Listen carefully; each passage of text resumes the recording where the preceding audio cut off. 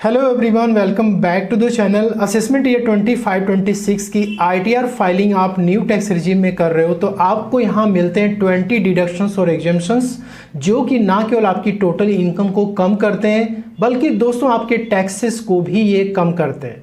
तो आपका old tax regime में यदि टीडीएस कट चुका है सैलरी पे वो भी ज़्यादा, तो दोस्तों न्यू टैक्स रेजिम में आपको डिडक्शंस और एग्जम्पशंस मिलने की वजह से और टैक्स के रेट्स कम होने की वजह से आपके फाइनल जो टैक्स लायबिलिटी आती है वो कम आती है। इसकी वजह से आपके रिफंड के चांसेस यहाँ पे बढ़ जाते हैं। तो क्या है वो 20 डिडक्शंस और एग्जम्पशंस, इस वीडियो में स्टेप बाय स्टेप पोर्टल पे चल के हम समझेंगे। दोस्तों न्यू टैक्स रेजिम में आईटीआर फाइल करने के लिए आपको जनरल इन्फॉर्मेशन में आना होता है और यहाँ पर आपको फाइलिंग स्टेटस में दो ऑप्शन आपको मिलते हैं। एक होता है ओल्ड टैक्स रेजिम का, जिसके लिए आपको यस सेलेक्ट करना होता है। एक होता है न्यू टैक्स रेजिम, के लिए आपको नो सेलेक्ट करना होता है। तो ये आपकी ITR form new tax regime में कन्वर्ट हो चुकी है। अब यहाँ पे हम वन बाय वन देखेंगे क्या क्या डिडक्शंस और एग्जम्पशंस आपको मिलते हैं। सबसे पहले सैलरी हेड में यहाँ पे आते हैं और यहाँ पे दोस्तों स्टार्ट करते हैं हम अलावेंसेस से, जो कि सेक्शन 10 में आपको मिलते हैं। तो सबसे पहली बेनिफिट जो न्यू टैक्स रेजिम में मिलती है, डेथ कम रिटायरमेंट ग्रेच्युटी रिसीव। दोस्तों एम्प्लॉय चाहे सेंट्रल स्टेट गवर्नमेंट या प्राइवेट सेक्टर का एम्प्लॉय हो, उसे ग्रेच्युटी यदि डेथ के टाइम पे या फिर रिटायरमेंट या टर्मिनेशन के टाइम पे रिसीव होता है तो सेक्शन 10(10) में न्यू टैक्स रेजिम में इसकी एग्जम्पशन आपको मिलती है। यदि सेंट्रल स्टेट गवर्नमेंट का एम्प्लॉय है तो उस केस में ये फुली एग्जेम्प्ट होता है, लेकिन प्राइवेट सेक्टर के एम्प्लॉय में दोस्तों लिमिट लगा दी गई, उसमें यदि आप आते हो तो आपको यहाँ पे एग्जेम्पशन मिलता है। इसका नेक्स्ट है section 10(10)(a) commuted value of pension receive. Normally pension दो टाइप्स के होते हैं, एक होता है कम्यूटेड वैल्यू, दूसरा होता है अनकम्यूटेड, जिसमें कि आपको मंथली पेंशन मिलती है। तो जो आपको लमसम में पैसा रिसीव हो रहा है पेंशन का रिटायरमेंट के टाइम पे, वो सेक्शन 10(10)(a) में न्यू टैक्स रेजिम में एग्जेम्प्टेड होता है। और इसके बाद नेक्स्ट है section 10(10)(a) earn leave encashment. इसमें भी 25 लाख तक मैक्सिमम एग्जम्पशंस यहाँ पे क्लेम कर सकते हैं। Section 10(14)(1) allowances refer to in sub clause A to C of sub rule 1 in rule 2BB। दोस्तों न्यू टैक्स रेजिम आने के बाद 115 BAC में न्यू टैक्स रेजिम में आप एग्जम्पशंस को क्लेम करते हैं, लेकिन यहाँ पर रेस्ट्रिक्शंस लगा दी गई है कि जो अलाउंसेस इस पर्टिकुलर सब क्लॉजेस में आ रहे हैं सिर्फ उसी का ही बेनिफिट आप यहाँ पे ले सकते हैं, सारे अलाउंसेस को आप यहाँ पे क्लेम नहीं कर सकते। तो दोस्तों न्यू टैक्स रेजिम में जो सब क्लॉजेस A to C है, सब रूल 1 और रूल 2BB में जो अलाउंसेस मेंशन किए गए हैं सेक्शन 10(14)(1) में, तो इसमें ऐसे अलाउंसेस का एग्जम्पशन आपको मिलता है जो कि आपको ऑफिशियल ड्यूटी परफॉर्म करते समय जो भी एक्सपेंसेस होते हैं उसको मीट आउट करने के लिए दिया जाता है। और इसका जो एग्जेम्पशन मिलता है, ऐसा नहीं कि जितनी आपको टोटल अलाउंसेस मिली वो पूरा आप एग्जेम्पशन क्लेम कर सकते हो। यहाँ पर रेस्ट्रिक्शंस ये है कि जो आपने एक्चुअल में पैसे खर्च किए हैं और जो अलाउंसेस आपको मिली है, दोनों में से जो कम होगा वही आपका एग्जेम्प्ट होगा।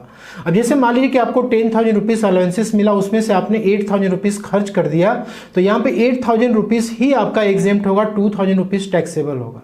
तो ऑफिशियल ड्यूटी परफॉर्म करते समय आपको क्या क्या अलाउंसेस मिलते हैं, तो सबसे पहला तो दोस्तों ट्रैवलिंग अलाउंस है। तो ट्रैवलिंग अलाउंस ऐसे एम्प्लॉय को दिया जाता है जो कि एक प्लेस से दूसरे प्लेस पे ट्रांसफर किया जा रहा है ऑफिशियल पर्पस के लिए, तो उसके ट्रैवलिंग पे जो भी खर्चे होंगे, टूर पे होंगे, ट्रांसफर होंगे, उस प्रकार के एक्सपेंसेस को मीट आउट करने के लिए अलाउंसेस दिए जाते हैं। और ये अलाउंस कवर्ड है रूल 2BB1A में। तो जितना आपने ट्रैवलिंग पे एक्चुअल में एक्सपेंसेस किया हुआ है वही एग्जम्पशंस आप यहाँ पे क्लेम कर सकते हैं। तो मेक श्योर करें कि एग्जम्पशन क्लेम करने से पहले आपके पास इसकी प्रॉपर प्रूफ और रिसीट जरूर होनी चाहिए। सेकेंड है यहाँ पे दोस्तों daily allowance, any allowance which granted on tour और for the period of journey in connection with the transfer to meet the daily expenses. अब देखिए यहाँ पे क्या हो रहा है, आपका ट्रांसफर हो चुका है एक प्लेस से दूसरे जगह पे, वहाँ पहुँचने के बाद दोस्तों जहाँ पर स्पेसिफिकली आपको ड्यूटी लगाई गई है तो वहाँ पे कुछ फॉर द टाइम पीरियड आपको वहाँ पे रखा गया है, तो वहाँ पे डेली एक्सपेंसेस को मीट करने के लिए ये अलाउंसेस आपको दिए जाते हैं। तो इसमें भी जो आप डेली बेसिस पे जितना एक्चुअल में खर्च करेंगे सिर्फ आप उतना ही एग्जम्पशन यहाँ पे क्लेम कर सकते हैं और ये रूल 2BB1B में कवर्ड है। इसके बाद है नेक्स्ट है conveyance allowance, any allowances granted to meet the expenditure incurred on conveyance in the performance of duties of office. यहाँ पे घर से ऑफिस जाने के लिए जो कन्वेंस अलाउंस है दोस्तों, उसका कोई एग्जेम्पशंस नहीं अवेलेबल है। हाँ, ड्यूटी पे आप चले गए, उसके बाद ड्यूटी पे जाने के बाद वहाँ से आप ऑफिशियल पर्पस के लिए यदि आपको कहीं भेजा जा रहा है और उसमें जो भी एक्सपेंसेस हो रहे हैं कन्वेंस पे, उसका एग्जेम्पशंस यहाँ पे क्लेम होता है और ये रूल 2BB1C में कवर्ड है। दोस्तों इसके बाद नेक्स्ट है transport allowance granted to certain physically handicapped SSC.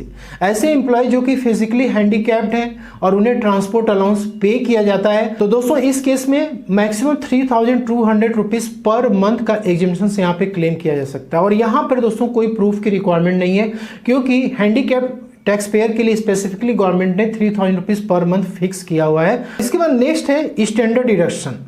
यदि आप ओल्ड टैक्स रेजिम में आईटीआर को फाइल करते हैं तो आपको 50,000 का स्टैंडर्ड डिडक्शन मिलता है, लेकिन न्यू रेजिम में आपको 75,000 रुपीज का डिडक्शन मिलता है। अब दोस्तों आते हैं हाउस प्रॉपर्टी हेड में कि न्यू रेजिम में आपको हाउस प्रॉपर्टी में क्या क्या बेनिफिट्स मिलते हैं। तो आपको हाउस प्रॉपर्टी पे क्लिक करना है और दोस्तों यहाँ पर जो प्रॉपर्टी लेट आउट है उसके लिए न्यू रेजिम में यहाँ पे बेनिफिट मिलती है। दोस्तों रेंटल इनकम शो करने के बाद जो आपको यहाँ पे नेक्स्ट बेनिफिट मिलती है न्यू रेजिम में, वो मिलती है 30% ऑफ टोटल रेंटल इनकम। तो ये 30% आपको स्टैंडर्ड डिडक्शन मिलता है। तो यहाँ पर ये जो अमाउंट है दोस्तों 30%, ये आपका क्या हो गया, रेंट में से माइनस हो जाएगा। तो हाउस प्रॉपर्टी में एक तो आपको 30% स्टैंडर्ड डिडक्शन मिल जाता है और दूसरा आपको इंटरेस्ट ऑन होम लोन की भी बेनिफिट मिलती है।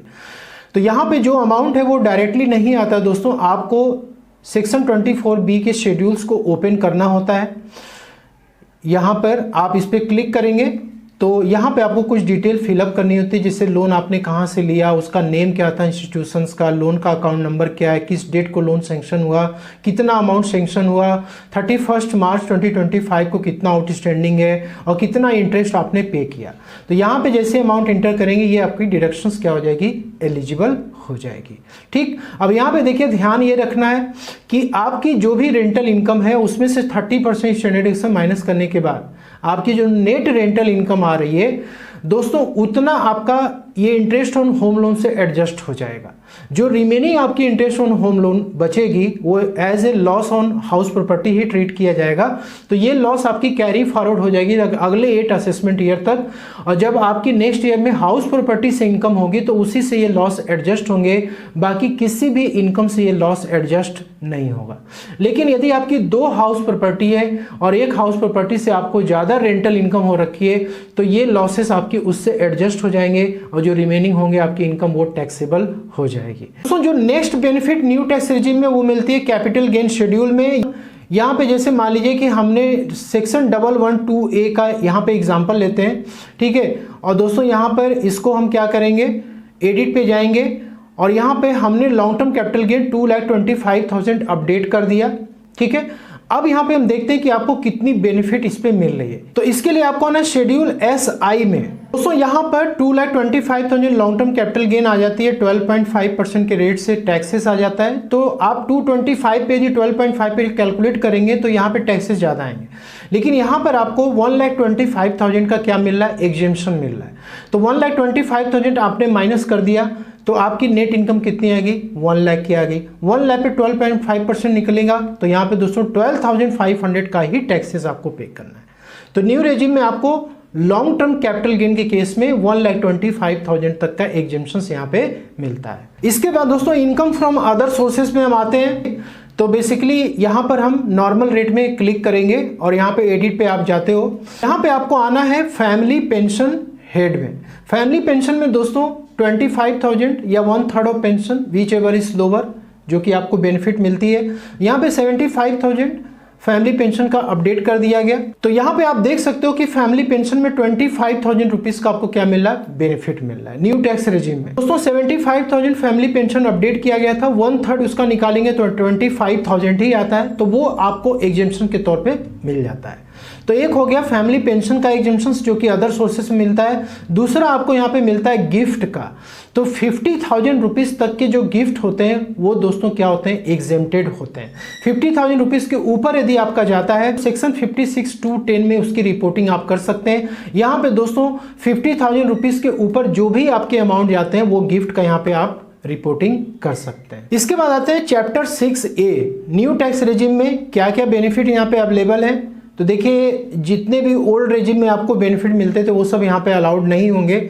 न्यू रेजिम में आपको 80 CCD 2 का बेनिफिट यहाँ पे अलाउड किया गया है, जो कि आपको एनपीएस में सेंट्रल गवर्नमेंट के द्वारा जो कंट्रीब्यूशन किया जाता है उसके बदले में मिलता है। यहाँ पे जो भी अमाउंट आप इंटर करोगे वो आपका ये एलिजिबल हो जाएगा, लेकिन मेक श्योर करेंगे फॉर्म 16 में ये आपकी 80 CCD 2 का जो डिडक्शन है वो वहाँ पर रिपोर्टेड होना चाहिए।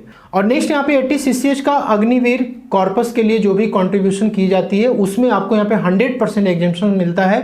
तो जो भी कंट्रीब्यूशन की गई यहाँ पे एडिट पे जाकर के आप क्या कर सकते हैं, अमाउंट को रिपोर्ट कर सकते हैं। इसके बाद दोस्तों यहाँ पे शेड्यूल एग्जेम्प्टेड इनकम पे आपको आना है और यहाँ पे देखिए एग्रीकल्चरल इनकम का आपको बेनिफिट मिलता है। तो आपकी जो भी एग्रीकल्चर इनकम हुई है यहाँ पे दोस्तों आपको अमाउंट मेंशन करना होगा, वो आपकी एग्जेम्पशंस की कैटेगरी में आ जाएगी, जो कि आप क्लेम कर सकते हो न्यू टैक्स रिजीम में। इसके अलावा जो अदर एग्जेम्प्टेड इनकम में है, जो भी LIC से आपको पेमेंट मिला हुआ है वो 1010D में आप इसका एग्जेम्पशन क्लेम कर सकते हैं। लेकिन यहाँ पर भी कुछ दोस्तों लिमिट है जो कि आपको ध्यान में रखनी पड़ेगी सेक्शन 1010D के लिए, और कुछ कंडीशंस भी है जो कि आपको फुलफिल करना पड़ता है। इसके बाद एनी अदर में आप जो है पोस्ट ऑफिस के सेविंग अकाउंट में यदि आपको इंटरेस्ट की इनकम हो रखी है तो सिंगल के केस में 3500 तक का आप यहाँ पे इंटरेस्ट का क्लेम ले सकते हैं। और दोस्तों यदि ज्वाइंट अकाउंट है उस केस में मैक्सिमम 7500 तक का आप एग्जेम्पशंस यहाँ पे क्लेम कर सकते हैं। यहाँ जो भी एग्जेम्पशन आप ले रहे हैं उसका आपके पास प्रूफ जरूर अवेलेबल होना चाहिए, ये फ्यूचर में यदि कोई इंक्वायरी आती है तो आप उस प्रूफ को शो कर सकें। न्यू टैक्स रिजीम में 20 डिडक्शंस और एग्जेम्पशंस आपको मिलते हैं, जिससे कि आपकी इनकम काफ़ी हद तक कम हो जाती है, आपके टैक्सेस भी यहाँ पे कम आते हैं। तो आशा करता हूँ कि आपको वीडियो में दी गई जानकारी पसंद अच्छी लगी तो लाइक शेयर जरूर करें। मिलते हैं नेक्स्ट में। Thank you so much.